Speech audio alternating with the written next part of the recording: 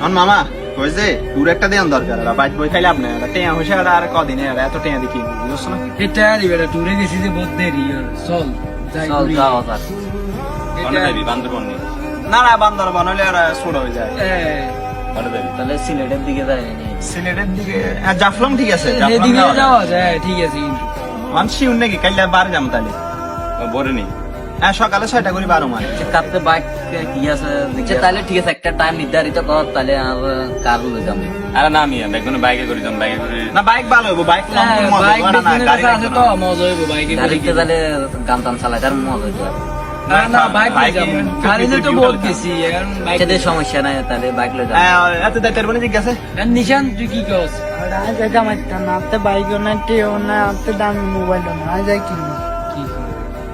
কি আর টেয়া না টেয়া হইছে কিচ্ছু ছড়া তুই তোর ঘর তুই না কও তোর আম্মুরে দিবে লাই ঘুরবে লাই তো একদিনে দাম 300 টাকা আছে এগুলো ডিউটি করতে হবে বাচ্চা আরে কি তিন টাকা কি আর একটা প্রত্যেক দিন মানে এরকম করে কি ভাই বুঝলাম না তোরে টুরে যাইবার কথা কইলে বেটা কি টিয়া হইছে না দেখো তো রুজি করে কি ইয়া থাকতে হবে তাহলে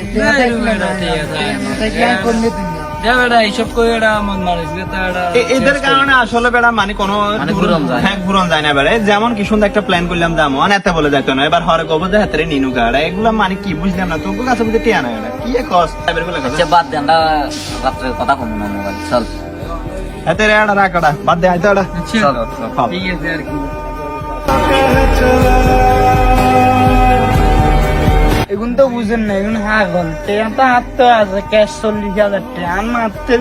করলেও তো আমার দিব কত হইলো যে হুন্ডাত করি যাচ্ছে কোন দুর্ঘটনা হইলে সেগুনের তো ভাই আছে আর তো ভাই নাই ধর সেগুনে কিছু হইলে সেগুনে ভাই বাপ মারে চাইব আর তো ভাই নাই আর মরি গেলে তো আন বাপ মারে কোনে চাইব সবারই একটা করে পরিবার আছে, তাই পরিবার কথা আগে চিন্তা করতে হবে।